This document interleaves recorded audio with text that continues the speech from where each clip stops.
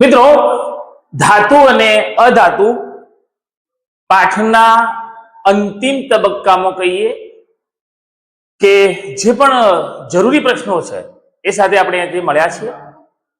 અગાઉ આયનીય સંયોજન, એના ગુણધર્મો જેવા પ્રશ્નો આપણે જોયા હતા. સૌપ્રથમ ખનિજ, કાચી ધાતુ અને ગેંગ. આપણો આજનો જે ટોપિક છે એ મોસ્ટલી ધાતુ, અયસ્ક, ગેંગ, સક્રિયતા એવા શબ્દો પર આધારિત છે. અને એને સમજવા પહેલા આપણે કાચી ધાતુ કે જે શબ્દો છે એ શબ્દોને સમજવા જરૂરી છે.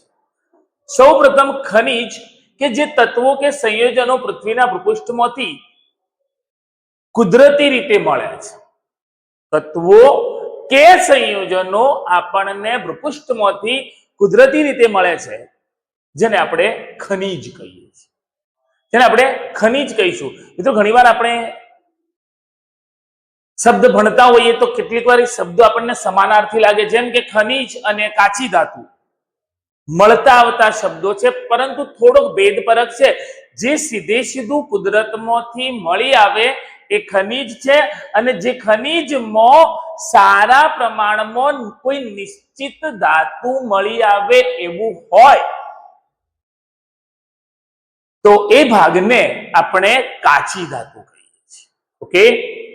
ત્યાર પછી ગેંગ. કાચી ધાતુ સાથે જે અશુદ્ધિ છે કે જ્યારે એનું શુદ્ધિકરણ કરવામાં આવે અને નકામા ઘટક તરીકે એને આપણે બહાર ફેંકી દઈએ છીએ, જેને આપણે ગેંગ કહીશું. અશુદ્ધિ, કચરો કે અનિચ્છનીય પદાર્થ. ફરી ત્રણ શબ્દો સમજીએ. ખનિજ, કાચી ધાતુ અને ગેંગ. કુદરતમાંથી, પૃથ્વીના ભૂપૃષ્ઠમાંથી જે આપણને તત્વો કે સંયોજનો મળે એ ખનિજ છે. અને એમ કહેવાય કે જે ખનિજની અંદર સારા પ્રમાણની અંદર એક ચોક્કસ ધાતુ મળી શકે તો એને આપણે કાચી ધાતુ કહીએ છીએ. અને એ કાચી ધાતુમાં રહેલો નકામો પદાર્થ કે વધારાનો પદાર્થ, અનિચ્છનીય કે બિનજરૂરી જે પદાર્થ છે એને આપણે, જેને અશુદ્ધિ છે, જેને આપણે ગેંગ કહીએ છીએ. મિત્રો, આગળનો પ્રશ્ન બહુ જ મહત્વનો, ધ્યાન આપો, જે પરીક્ષા માટે ખરેખર અગત્યનો પ્રશ્ન છે. ધાતુઓને એ જે ગોઠવણ છે, ધારો કે અગાઉ આપણે ભણ્યા એ પ્રમાણે ધાતુ, અધાતુ, અર્ધધાતુ એવા શબ્દો.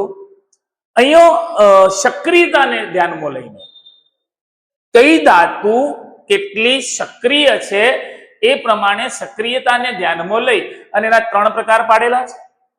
ઊંચી સક્રિયતા, મધ્યમ સક્રિયતા અને નીચી સક્રિયતા ધરાવતી ધાતુ. ફરી એકવાર, ઊંચી સક્રિયતા, મધ્યમ સક્રિયતા અને નીચી સક્રિયતા ધરાવતી ધાતુ. ઊંચી સક્રિયતાની વાત કરીએ તો એટલી હદે એ સક્રિય હોય કે કુદરતમાંથી મુક્ત સ્વરૂપે મળતી નથી. ફરીથી સમજો. એ ઝડપથી રાસાયણિક પ્રક્રિયા અનુભવે છે, ઝડપથી સંયોજન આપે છે, પરિણામે સંયોજિત સ્વરૂપે મળે છે, અને એ કુદરતમાંથી આપણને એમ કહેવાય કે સીધી કે મુક્ત અવસ્થામાં મળી આવતી નથી, જેની ક્રિયાશીલતા બહુ ઊંચી છે. મેં ટૂંકમાં મુદ્દા નોંધ કર્યા છે કે જેની ક્રિયાશીલતા બહુ ઊંચી છે, પરિણામે એ ધાતુને આપણે ઊંચી સક્રિયતા ધરાવતી ધાતુ કહીએ છીએ. ફરીથી એકવાર, કઈ ધાતુ? જેમ કે potassium, calcium, sodium, magnesium, aluminium.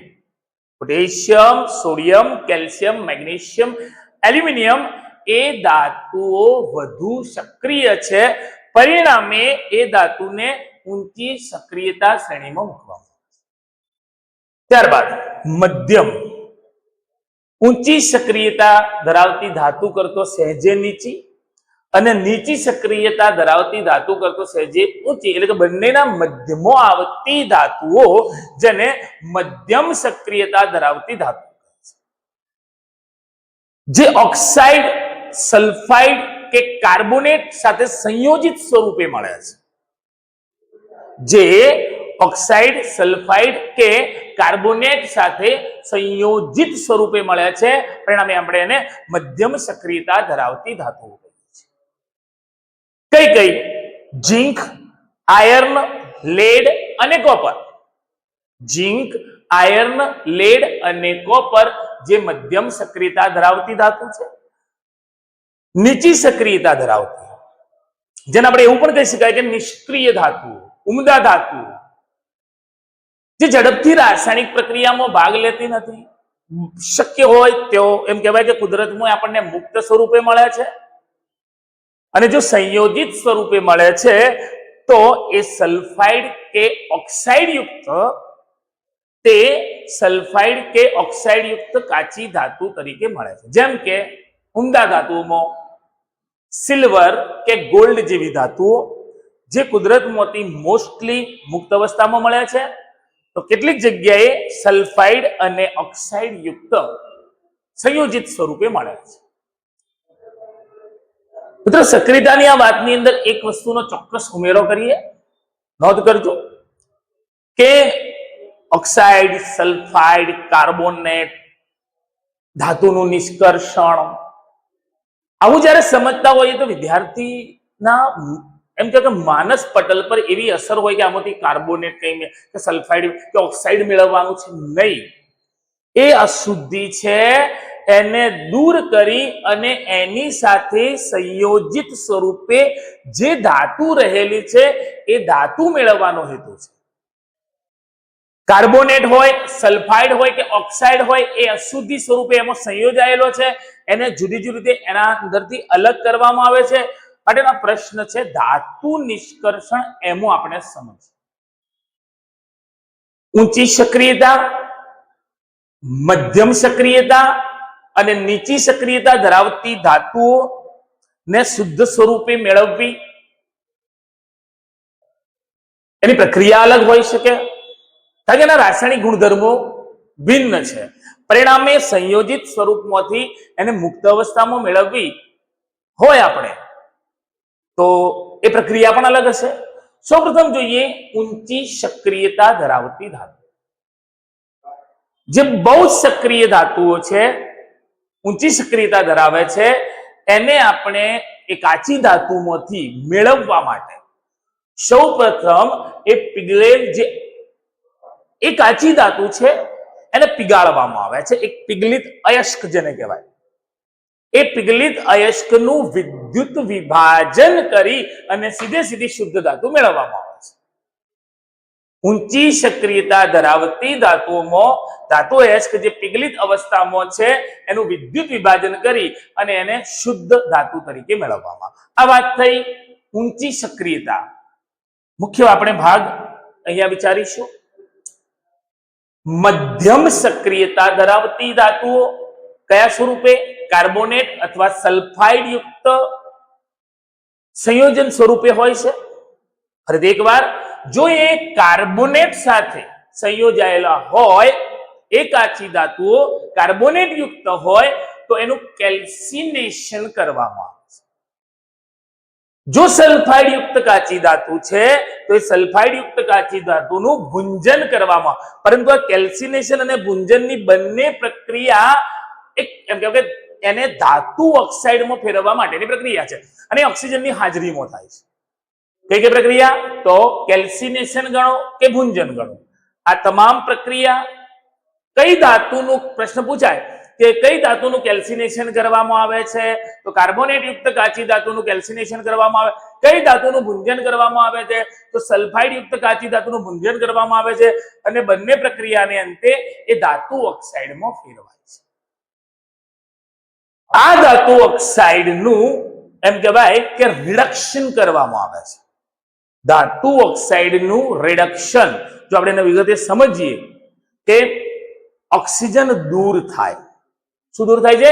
કારણ કે એ પોતે ઓક્સાઇડ યુક્ત ધાતુ છે અને એમાંથી ઓક્સિજન દૂર થાય છે, એટલે કે એનું રિડક્શન થાય છે અને આપણને અશુદ્ધ સ્વરૂપે ધાતુ મળે છે. એ અશુદ્ધ ધાતુનું ફરીથી એમ કહેવાય કે શુદ્ધિકરણ કરી, એ શુદ્ધિકરણની વિવિધ પ્રક્રિયાઓ જે આપણા જૂના સિલેબસની અંદર પદ્ધતિસર એના પ્રશ્નો હતા. કદાચ તમે એમ કહેવાય કે પ્રશ્નોથી વંચિત છો. એમ કે દરેક પ્રક્રિયા વિગતવાર આપણને સમજાવેલી હતી, જે આપણા પુસ્તકની અંદર અત્યારે નથી. અને વિવિધ જે ધાતુઓ મળી એ ધાતુનું શુદ્ધિકરણ કરી અને એના શુદ્ધ સ્વરૂપમાં મેળવવામાં આવે છે. મિત્રો, રસાયણના આ પાઠ સાથે આપણે મળ્યા છીએ. ભૌતિક વિજ્ઞાનના પાઠ અને ગણિતના એમ કહેવાય કે ત્રિકોણમિતિના ઉપયોગો, પૃષ્ઠફળ, ઘનફળ જેવા પ્રકરણો નજીકમાં જ આપણી ચેનલ પર અપલોડ થવા જઈ રહ્યા છે. ઝડપથી એમ કહેવાય કે બહુ ઓછા સમયે અને વધુમાં વધુ વિદ્યાર્થી મિત્રોને પીરસી શકાય એવો અમારો પ્રયત્ન છે. ચોક્કસ એ વિડીયો જોવાનો તમે આગ્રહ રાખશો. પરીક્ષા લક્ષી જેને કહેવાય આપણું પ્રિપેરેશન રહેશે. જોઈએ ત્યારબાદ નીચી સક્રિયતા ધરાવતી ધાતુ. જે ધાતુઓ ઝડપથી રાસાયણિક પ્રક્રિયા કરતી નથી, સંયોજાઈ જતી નથી, તો એવી કાચી ધાતુ આપણને સલ્ફાઇડ યુક્ત અયસ્ક સ્વરૂપે મળ્યા છે. આગળ જોઈએ પ્રમાણે જો સલ્ફાઇડ યુક્ત અયસ્ક સ્વરૂપે મળે છે તો એનું શું કરવામાં આવે છે? ભુંજન. ભુંજન કર્યા બાદ એ ધાતુ, એ કાચી ધાતુ આપણને એક ઓક્સાઇડ કેવા સંયોજન સ્વરૂપે મળે છે. છેલ્લે એ ધાતુનું શુદ્ધિકરણ કરી અને એ શુદ્ધ સ્વરૂપે મેળવવામાં આવે છે. અયસ્કની આ વાત, જેની અંદર ઊંચી સક્રિયતા, મધ્યમ સક્રિયતા અને નીચી સક્રિયતા ધરાવતી ધાતુઓની આપણે વાત કરી. સૌપ્રથમ એને ટૂંકમાં આપણે રિપીટ કરીએ. અયસ્કનું વિદ્યુત વિભાજન કરી શુદ્ધ ધાતુ મેળવવામાં આવે છે. શામાં? ઊંચી સક્રિયતામાં. મધ્યમ સક્રિયતામાં કાર્બોનેટ યુક્તનું કેલ્સિનેશન, સલ્ફાઇડ યુક્તનું ભુંજન, બંનેમાંથી ધાતુ ઓક્સાઇડનું રિડક્શન કરી અને રિડક્શનને અંતે ધાતુનું શુદ્ધિકરણ કરી આમાંથી શુદ્ધ ધાતુ, અને છેલ્લે નીચી સક્રિયતા ધરાવતી એ જે ધાતુઓ છે, મેં અગાઉ કહ્યું એ પ્રમાણે જો એ નીચી સક્રિયતા ધરાવે છે તો એ સલ્ફાઇડ યુક્ત અયસ્ક હશે. તેમાં સલ્ફર સંયોજાયેલો હશે. કઈ પ્રક્રિયા? તો ફરજિયાત છે ભુંજન પ્રક્રિયા દરમિયાન એટલે ધાતુ ઓક્સાઇડમાં ફેરવવામાં આવે છે. છેલ્લે એ ધાતુનું શુદ્ધિકરણ કરી અને શુદ્ધ સ્વરૂપે એ ધાતુને મેળવવામાં આવે છે. મેં અગાઉ કહ્યું પ્રમાણે કે પાઠનો જે આગળનો ભાગ છે અને એની અંદર મહત્વના 2 થી 3 પ્રશ્નો, થર્મિટ પ્રક્રિયા છે, મિશ્ર ધાતુ છે, એવા કેટલાક મહત્વના પ્રશ્નો સાથે આપણે નેક્સ્ટ વિડીયોની અંદર નજીકના ભવિષ્યમાં મળીશું.